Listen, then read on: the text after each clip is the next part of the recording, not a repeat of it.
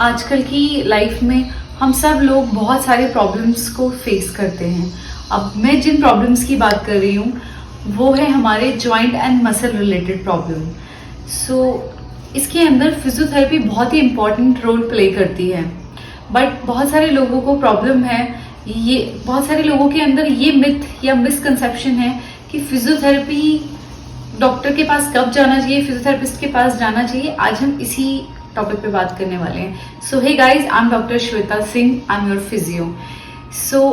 जिन misconception की हम बात कर रहे हैं, सबसे पहला जो मिथ है वो ये है कि आप डायरेक्टली फिजियोथेरेपिस्ट के पास नहीं जा सकते जब तक कोई डॉक्टर या कोई ऑर्थोपेडिशियन आपको प्रिस्क्राइब ना करे। तो ऐसा बिल्कुल भी नहीं है। कुछ ऐसी प्रॉब्लम्स हैं जो डायरेक्टली आप फिजियोथेरेपिस्ट के पास जाकर और उनसे ही ट्रीटमेंट लेकर ठीक हो जाते हैं।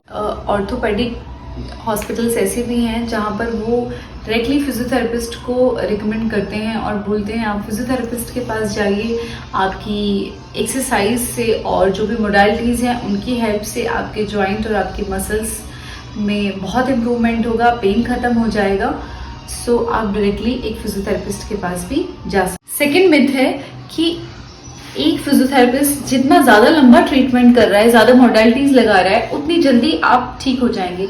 ऐसा बिल्कुल भी नहीं है। ये एक सेशन में लंबा टाइम देने से, मतलब 1 घंटा आपको ट्रीट करने से ऐसा बिल्कुल भी नहीं होता कि आपको जल्दी रिलीफ मिल जाएगा या आप जल्दी ठीक हो जाएंगे। ऐसा नहीं है। कई बार क्या होता है कि मैनुअल थेरेपी से ही 15 से 20 मिनट के सेशन में ही आप को रिकवरी जल्दी मिल जाती है या आपको रिजल्ट जल्दी मिलते हैं।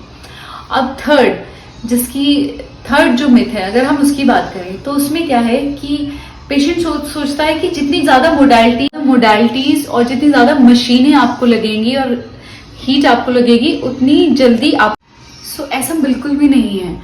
जरूरी नहीं है कि आप सिर्फ हीट से या मोडालिटी से ही ठीक हो। मैं अपने एक्सपीरियंस की अगर बात करूं, बहुत सारे पेशेंट आते हैं जो मुझे बोलते हैं कि हमने पहले भी फिजियोथेरेपी कराई है। जब उनसे प्रोसीजर वो बताते हैं तो बोलते हैं सिर्फ हीट और मशीनें आप लगाई गई हैं।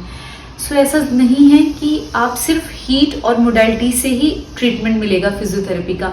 हाँ, ये चीजें हमें असिस्ट जरूर करती हैं, लेकिन मैनुअल और जिसमें आपकी आती है एक्सरसाइज, जॉइंट की मोबिलाइजेशन, ये सब करने के बाद ही आपको अच्छे रिजल्ट्स मिलते हैं। फोर्थ मिथ जो है वो ये है कि पेशेंट्स को लगता है कि हम डेली अगर फिजियोथेरेपी कराएंगे, रोज फिजियोथेरेपी कराने से हमें फिजियोथेरेपी की आदत लग जाएगी या हमारी मसल वीक हो जाएंगी। तो ऐसा बिल्कुल भी नहीं है। ये बिल्कुल गलत धारणा है। बल्कि आपको डेली जब आप एक्सरसाइज करते हैं या हीट लेते हैं उससे आपकी मसल रिलैक्स होती है, मसल में स्ट्रेंथनिंग आती है। तो ये एक अच्छी आदत है। डेली अगर फिजियो ले रहे हैं आप, जिसमें मैनुअल भी है, एक्सरसाइजेस भी हैं, तो ये एक बहुत अच्छी आदत है। और एक अच्छी आदत हमेशा एक अच्छे रिजल्ट्स आपको देती है।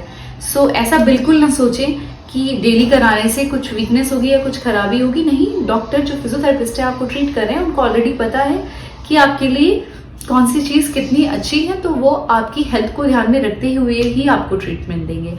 अब हम बात करते अब रोज आप मेडिसिन भी तो लेते हैं, तो इसका मतलब ये नहीं है ना कि आपको उसकी आदत पड़ रही है और आप जिंदगी भर वही मेडिसिन लेते रहेंगे।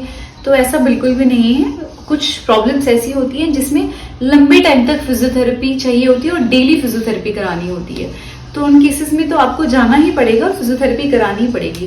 लेकिन इसका मतलब ऐसा बिल्कुल भी नहीं है कि आपको आदत ही पड़ जाएगी। इस चीज की कोई आदत नहीं पड़ने वाली है आपको। एंड 5वां जो मिथ है वो ये है कि पेशेंट को ऐसा लगता है कि अगर आप फिजियोथेरेपी कराते रहेंगे तो जब तक आप फिजियोथेरेपी कराएंगे आप तब तक ही रिलीफ में रहेंगे। जैसे ही फिजियोथेरेपी बंद हो जाएगी वैसे ही आपका रिलीफ खत्म हो जाएगा। तो ऐसा बिल्कुल भी नहीं है, क्योंकि आपका जो भी आपके फिजियोथेरेपिस्ट ने बोला है कि इतना टाइम आपको फिजियोथेरेपी करानी है, उतनी कराइए। उसके बाद के लिए आपको फिजियोथेरेपिस्ट खुद आपको प्रिस्क्राइब करते हैं आपकी एक्सरसाइज, जिसमें स्ट्रेचिंग स्ट्रेचिंग सब कुछ होता है। फिर आप उसको घर पर कंटिन्यू कीजिए एंड वो एक्सरसाइज जो आप कर रहे हैं उससे क्या होगा, रिकरिंग प्रॉब्लम्स नहीं होगी। मतलब वही प्रॉब्लम दोबारा जल्दी होने की चांसेस बिल्कुल कम हो जाते हैं। तो ये थे ऐसे 5 मिथ जो कि फिजियोथेरेपी के बारे में है। आई होप इस वीडियो से आपको काफी क्लैरिटी मिली होगी अबाउट फिजियोथेरेपी।